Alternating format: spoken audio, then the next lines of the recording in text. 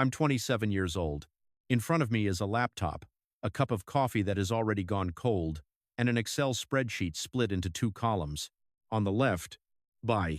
On the right, rent. I've been staring at this spreadsheet for almost 3 hours. Down payment, interest rate, 30-year mortgage, property taxes, insurance, maintenance, monthly rent, rent increases, investment returns, home appreciation. I've been trying to turn one of the biggest decisions of my life into a math problem, and the more I calculate, the more I realize something uncomfortable. The numbers refuse to give me a clear answer. If interest rates are a little lower, buying seems to win. If home prices grow more slowly, renting starts to look smarter. If the stock market performs well, renting and investing the difference looks incredibly attractive. But if I stay in one place long enough, owning a home begins to gain an advantage. I look at the two columns on my screen, and then I realize something. Maybe I'm asking the wrong question. The question is not simply, which one makes me richer, buying or renting? The real question is, what kind of life do I want to build? Because a spreadsheet can calculate money, but it cannot live the next 30 years for me. So imagine that from this moment, my life splits into two different paths. In the first life, I buy a home. In the second life, I keep renting. Same person, same income, same $38,000 in savings. Two different decisions. And we're going to look at both lives at age 27, 35, 42, and beyond 50. Not to find out who wins, but to find out what price each person had to pay. I still remember closing day. The agent pushes a stack of papers toward me so thick that it feels less like buying a modest home and more like signing an international treaty. I sign, then I sign again, and again. 31 signatures in total. Every signature brings me closer to the keys. But it also brings me closer to a debt that could stay with me for 3 decades. 30 years. At first, that number sounds normal. Then I really think about it. 30 years ago, I didn't even exist. And now I'm committing to pay for something until my hair may already be gray. I transfer the down payment. A huge portion of my savings disappears in seconds. Then come the closing costs, the appraisal, insurance, a few pieces of essential furniture. I look at my bank account and, for the first time, understand what it means to have assets but not much cash. That evening, I unlock the front door. There is no beautiful sofa, no dining table, no children laughing, no family photos on the walls, just an almost empty room. I stand in the middle of the living room. In my hand is a simple metal key. There is nothing special about the key itself, but the feeling is completely different. This is mine. At least, that is what I tell myself. Of course, the bank still owns most of it, but for the first time in my life, I have an address where I don't need to ask a landlord for permission to drill a hole in the wall. I can paint a room blue. I can install shelves. I can get a dog. I can plant a tree in the yard and know that, if everything goes well, I might still be looking at it many years from now. That feeling is real, and it is very difficult to put into Excel. In the other version of my life, I don't buy. I sign a 12-month lease. The entire process is surprisingly simple. Fill in the information, upload a few documents, pay the deposit, sign digitally, done. No 31 signatures, no 30-year loan, no strange feeling that I've just done something extremely adult and extremely terrifying at the same time. And more importantly, my $38,000 is still there. I don't leave it sitting in a checking account. I put most of it into a low-cost index fund. Nothing flashy. Nothing impressive enough to show off on Instagram. I can't invite friends over and say, "Look at this. This is my index fund," but the money is still there, and it keeps working. The apartment isn't mine, but my life feels light. If my company asks me to move to another city, I can go. If I stop liking this neighborhood, I can leave when the lease ends. If my neighbors are unbearable, I don't have to sell an asset. I just wait until the contract is over. At 27, the two versions of me may not be dramatically different in net worth, but they are different in something more important. One has chosen commitment. The other has chosen liquidity. One has roots. The other has wheels. And at 27, neither one knows which will become more valuable. 3 years pass. The house is no longer new. And I start to realize something. A house has a strange habit. It eats first. Everything else eats later. One winter morning, I wake up, and the house feels unusually cold. I check the heating system. It's dead. I call a technician.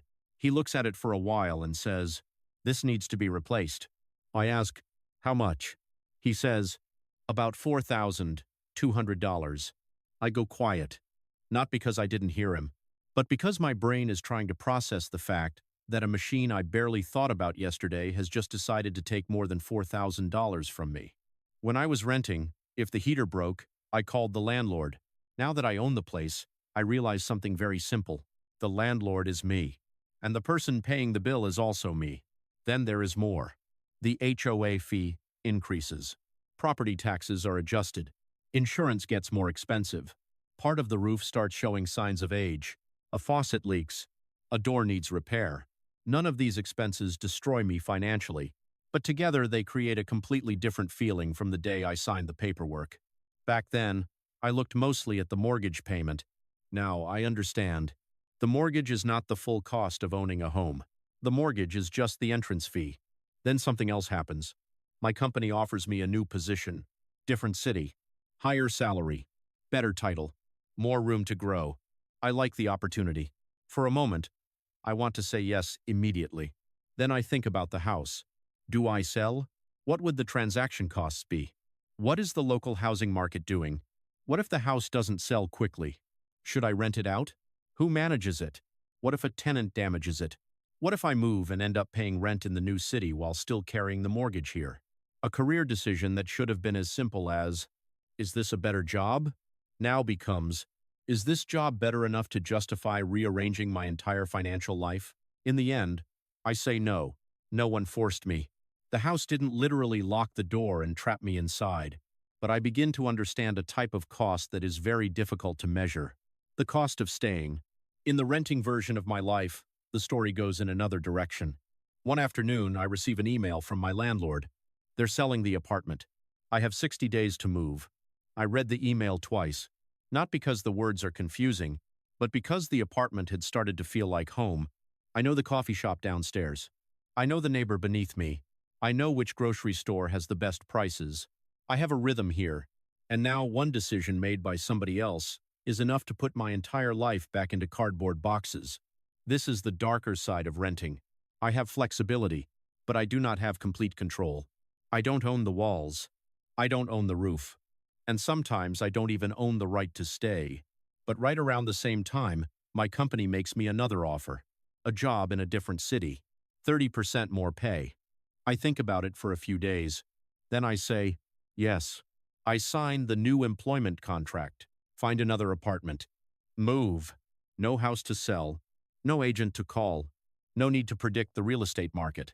The flexibility that once sounded like an abstract concept suddenly becomes real money. Higher income. Better opportunity. My investment account continues, receiving automatic contributions every month. But there is something extremely important here.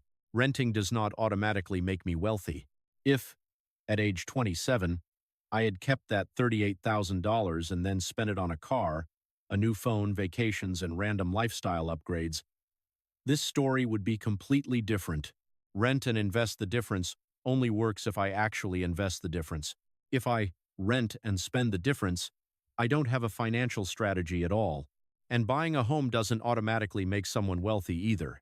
If I borrow too much, buy more house than I can afford, constantly pull equity out to fund consumption, and keep no emergency savings, the house can easily become a financial burden. The problem was never simply renting or buying. The problem is what I do after making that decision. I'm 42 now. In the homeownership version of my life, a lot has changed. I open an app that tracks my net worth. My home equity has grown significantly. The property has appreciated. A portion of the mortgage principal has been paid down. Add everything together, and my net worth might be somewhere around $350,000. Looking at that number makes it very easy to feel like I won. Then I lock my phone and look at the wall. There are pencil marks there. Age 7, age 8, age 9. Every year, I measured my child's height and marked it on the wall. There is a tree outside. The day I bought the house, it was shorter than I was. Now it shades a large part of the yard. The neighbor who used to be someone I simply nodded to is now someone I trust enough to leave a spare key with when my family travels. The room that was almost empty when I was 27 is now filled with photographs. Birthdays, Christmas, first days of school, ordinary evenings that felt so normal at the time that I didn't realize I would one day miss them. And I realized something. The house has changed its function. It is no longer just an asset. It has become a container for memory.